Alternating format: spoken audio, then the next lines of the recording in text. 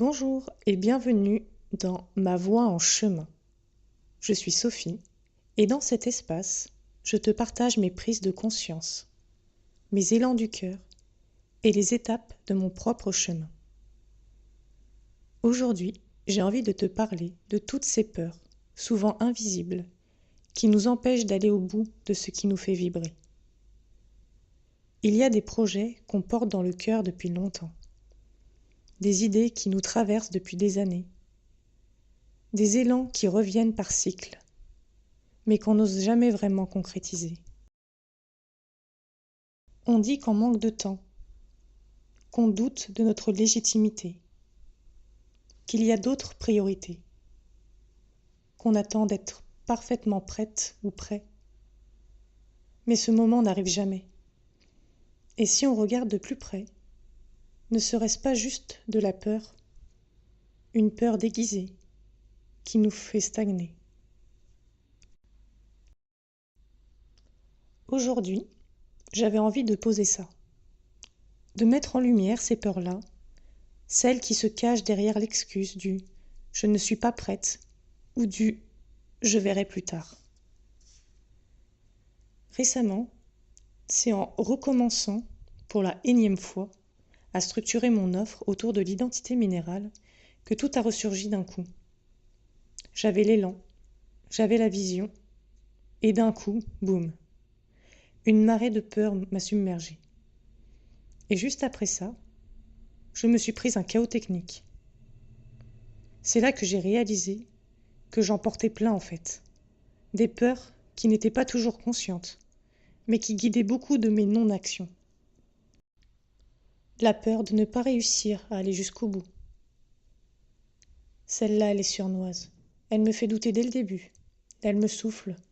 À quoi bon commencer si tu n'iras pas au bout? La peur de ne pas savoir gérer. L'organisation, la technique, le temps, les messages, les attentes. La peur de réussir. Parce que réussir, ça veut dire quoi? Devoir assumer, continuer, tenir une forme d'exigence. La peur d'être submergé, la peur de ne plus avoir d'idées et de me retrouver à sec. Et ce qui est traître, c'est que ces peurs ne se montrent pas toujours directement. Pas comme une peur des araignées ou un truc bien visible, non. Ces peurs, elles prennent souvent des masques. Elles se cachent derrière la procrastination, derrière le perfectionnisme, derrière l'envie de peaufiner encore un peu plus avant de se lancer. Elles peuvent même prendre la forme de nouvelles idées ultra inspirantes, qui surgissent pile au moment où j'étais sur le point de m'engager dans l'ancienne. Je saute d'un projet à l'autre, je papillonne. Et quelque part, ça m'évite de me confronter au grand saut. Je pensais que c'était juste une question de discipline, de cadre, que je manquais de structure. Mais aujourd'hui, je me rends compte que non, c'était des peurs qui me freinaient. Alors j'ai envie de venir en parler ici. Parce que je sais que je ne suis pas la seule. Parce que je crois que plus on met en lumière nos blocages, plus ils perdent de leur pouvoir. Je n'ai pas encore toutes les réponses, mais je suis déjà en train de les apprivoiser. Et je sens qu'en posant ces mots-là aujourd'hui, je fais déjà un pas de plus. Et toi, quelles sont les peurs qui t'empêchent d'aller au bout de ce que tu rêves de réaliser?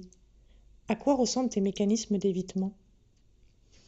Je te laisse avec ces questions. Et on se retrouve, si tu le veux bien, dans un prochain épisode. Et en attendant, si cet épisode-là t'a plu, n'hésite pas à le liker, le partager ou le commenter.